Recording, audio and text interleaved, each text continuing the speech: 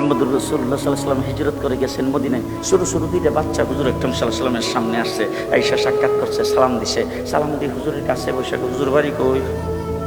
ছোটো বাচ্চা তো কথা বলে।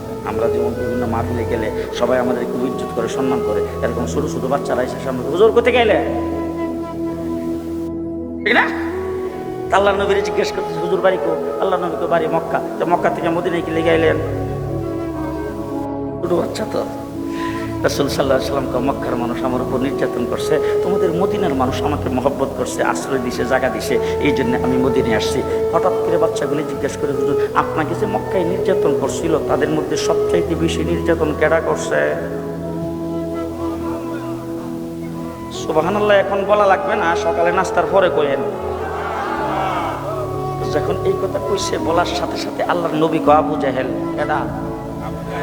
আবু জাহেল। তারা দুইজন ভাই, একজনের নাম হলো মাস, আরেকজনের নাম মুহাফিজ। আল্লাহ নবীর দরবার থেকে উঠতে যাওয়ার সময় এক ভাই আরেক ভাইরে কো, ভাই যদি কোনো দিন ইসলামের যুদ্ধ হয় আর আবু জাহেল যদি ইসলামের বিরুদ্ধে যুদ্ধ করতে আসে, তাহলে আজকের দুইজন নিয়ত করে রাখো, আবু জাহেলরে আমরা দুইজন হত্যা করব।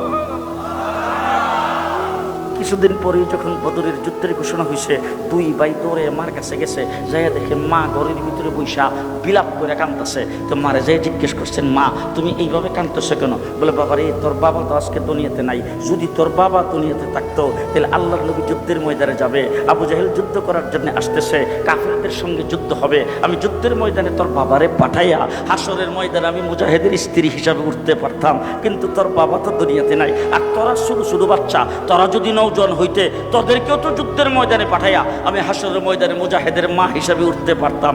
আহা, তোরাও তো নওজোয়ান না, আমি কি দিয়ে যুদ্ধের ময়দানে সাহায্য করব? এই জন্য আমার বুক ফাটা কান্না আসতেছে। দুইটা বাচ্চা মায়ের চোখের পানি মুছে দিয়ে মাকে ডাক দিয়ে বলে, মা আমরা আল্লাহর নবীর দরবার থেকে যুদ্ধের ঘোষণা শুনে আসছি, আমরা দুই ভাই যুদ্ধে যাব। মা ডাক দিয়ে বলতেছেন, বাবা কও কি, তোমরা দুই ভাই ছোটো বাচ্চা, এই ছোটো বাচ্চা তো যুদ্ধের ময়দানে কোনো কাজ করতে পারে না, বাবা তোমরা যাই এত যুদ্ধের ময়দানে মানুষের ঠেঙ্গের শিবার মধ্যে পড়ে থাকবা, তোমরা যুদ্ধের ময়দানে যাইতে পারবা না। বাচ্চা দুইটা ওইটা, মা আমরা বয়সে শুধু দেখতে শুধু, কিন্তু আমার আল্লাহ কি শুধু? অনুমতি দেওয়ার মালিক আপনি, অনুমতি দেন, যুদ্ধের ময়দানে গেলে শক্তি দেওয়ার মালিক আল্লাহ। এই কথা কইছে, মা খুশি হয়ে তাদের দুইজনকে বিদায় করে দিছে। আল্লাহ নবীর দরবারে মসজিদে নবীর সামনে যখন গেছে, দেখে যে কানা খোরা আতুল লোলা সবু বাচ্চারা লাফাইতে লাফাইতে যুদ্ধের ময়দানে যাওয়ার জন্য সেখানে যে উপস্থিত হয়েছে।